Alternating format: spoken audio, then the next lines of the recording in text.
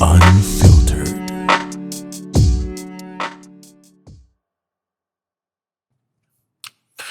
Okay, sige na. Aaminin ko na. Hindi naman talaga ako mahilig mag-exercise. Lalo na yung Pilates na yan. Pero nung nakita ko yung Instagram story ni Trina, yung crush ko since college, bigla ako naging fitness enthusiast bigla.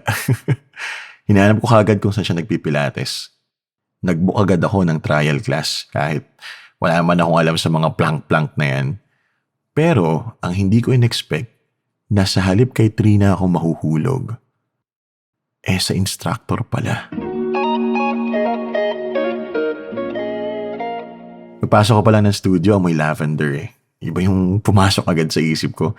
Sabi ko, parang masahe yata to ha. Parang hindi ako pagpapawisan. Parang mahihilot ako. Tapos, ayun na nga, nakita ko siya. Sinalubong agad ako ng instructor. Siya daw si Elle, ang instructor ko for the day. Ay, grabe. Parang slow-mo nung umiti siya. Nakalimutan ko bigla kung sino si Trina eh. Kasi, ang ganda niya.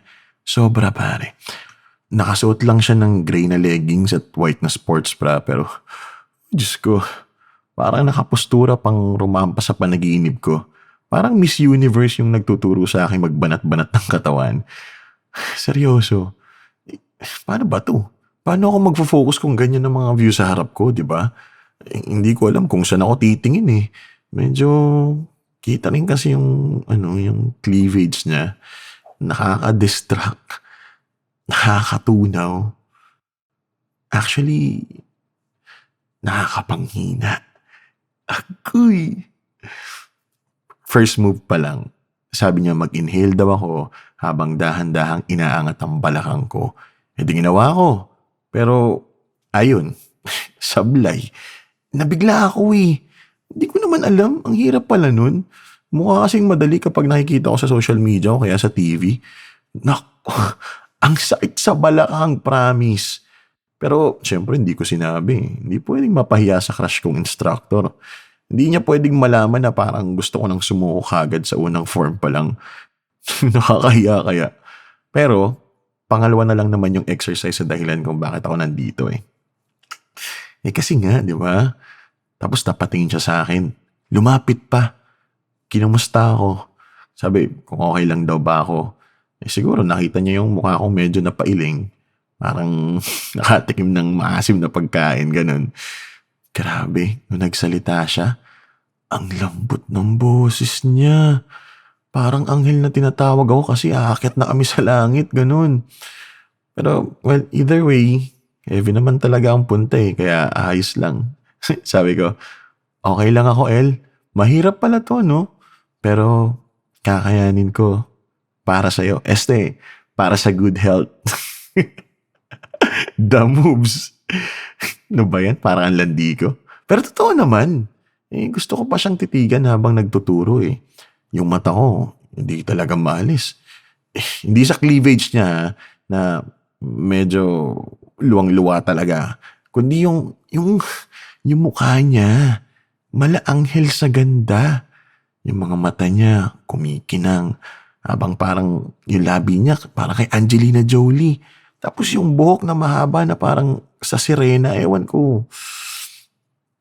Ilang beses pa kaming gumawa ng iba't ibang forms. Pinilit kong kayanin. May mga ilan na kahit anong gawin ko, wala, hindi talaga kaya eh. Tinutulak niya ako sa likod para makaya kong ma-stretch yung mga hita ko. Normally, pag ganun, masasaktan dapat ako. Pero parang nawawala yung sakit sa pagtulak niya sa akin mula sa likod eh. Kasi nakakakilig eh. Minsan nga, nakiliti ako, sabi ko, "Huy, may kiliti po ako dyan." Sabay tawa. Tumawa din siya. Grabe yung tawa niya. Demure na demure. Alam mo yun, prinsesang aura. Ay, nakakailab talaga. Para ako nasa Disney movie. Yun nga lang, parang Beauty and the Beast. Pero okay na rin, no? Sapat na sa akin makita ko yung mga ngiti niya. Tapos yun, pagkatapos ng isang oras, natapos din. Pagkatapos ng class, basang-basa yung likod ko sa pawis. Pero worth it, syempre. Sobra. Nakapag-exercise na ako na talagang kailangan ko din kasi ang laki na ng tiyan ko eh. Nakita at nakilala ko pa si El, ang aking Pilates instructor. Lumapit siya ulit. May hawak na towel.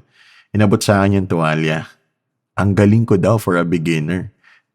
Kilig na kilig syempre ang kuya mo. Grabe yung pawis niya. Parang mineral water.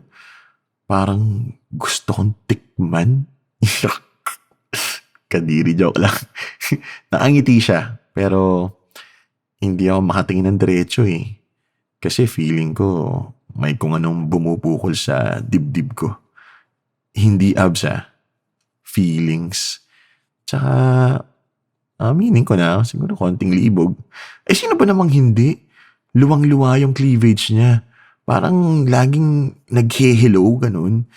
Minsan parang lalabas na talaga yung tansan eh.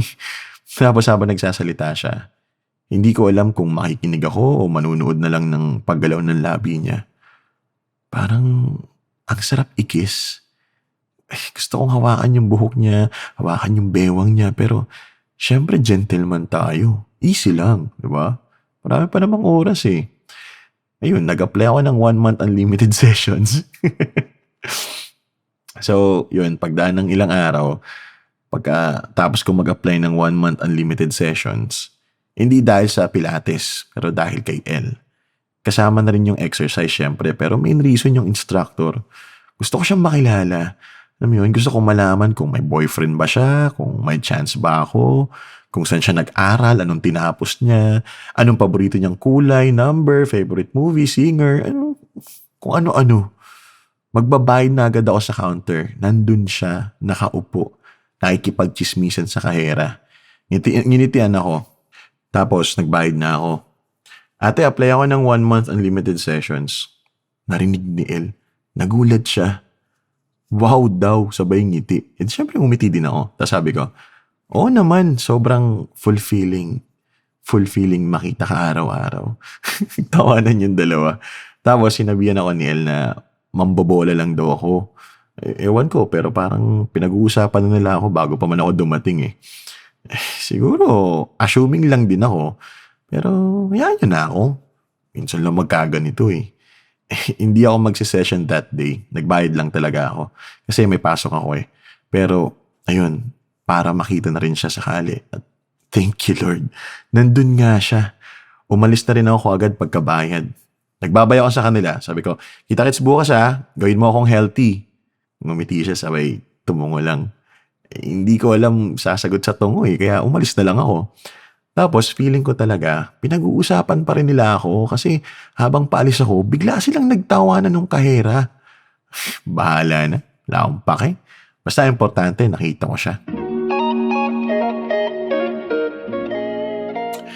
After ilang days, parang nagiging routine na. Pumupunta ako ng 5 p.m. session kasi yun yung shift niya eh. Minsan after ng class, naupo kami sa bench sa labas, nagkukwentuhan, nagtatawanan, naglalandian, Mahilig pala siya sa Korean drama. Ako rin, simula nung sinabi niya yun. At habang nagkakape kami sa gilid ng gym isang gabi, tinanong ko siya, El, wala ka bang boyfriend? Tumawa lang siya. Hindi pa daw niya iniisip yun. Busy daw siya sa trabaho niya. Bukod daw sa pagiging Pilates instructor, meron din siyang VA work sa tanghali bago pumunta sa gym. Nilakasan ko yung loob ko kahit na ganun yung reply niya. Sabi ko, baka kaya mong isingit kahit quick stretch or date? Napatingin siya sa akin. Parang nakatch ko siya off guard. Pero ngumiti rin naman. Sumagot naman siya pagkatapos ng ilang segundo. Pwede daw. Ay, grabe. Kilig na kilig ako. Tama naman yung approach ko, di ba? Hindi naman creepy. Kahit siguro alam niya na kaya ako nag-enroll sa Pilates dahil sa kanya. Feeling ko alam niya na. Mukhang matalino eh. So, ayun. Challenge accepted. Niyaya ko siyang mag-dinner. Simple lang. Pasta, tsaka wine. Pero sa loob ko, para akong teenager na nilalagnat. Tinitigan ko siya buong gabi. Hindi ko mapigilang isipin, Paano kaya kung maging kami? Paano kung siya na yung magpapainit ng umaga ko? Literal at may konting landi. Habang umuulan sa labas, medyo napalapit siya sa akin. Nilalamig daw siya. Sabi ko, oh, gusto mo painitin kita? Tumawa siya. Malandi yung tawa. Pero hindi umatras. Ayaw patala ni ate. Sabi niya, paano ko daw siya paiinitin? Sabi ko, baka magulat ka sa flexibility ko kahit hindi pa ako expert sa Pilates. Tumawa naman siya. Pero hindi siya lumayo. Na-feel ko na may spark talaga. Feel ko na gusto rin niya. Alam mo yun? Ay, thank you Lord talaga. Salamat talaga sa Pilates. Pagkahatid ko sa kanya sa condo niya, sakay ng kotse ko, hindi pa siya bumaba agad. Tahimik lang kami. Tumingin siya sa akin. Tapos ako rin. Tinawag niya ako sa pangalan ko. Tapos tinawag ko rin siya sa pangalan niya. At ayun, hinalikan ko siya. Parang pelikula. Walang pilitan. Natural. Mainit. Hindi bastos. Pero malalim. Yung tipong halos makalimutan mong may mundo sa labas. Bitin? Oo, pero worth it. Kasi simula nun, hindi na lang ako student. Ako na ang pinaka-paborito niyang session.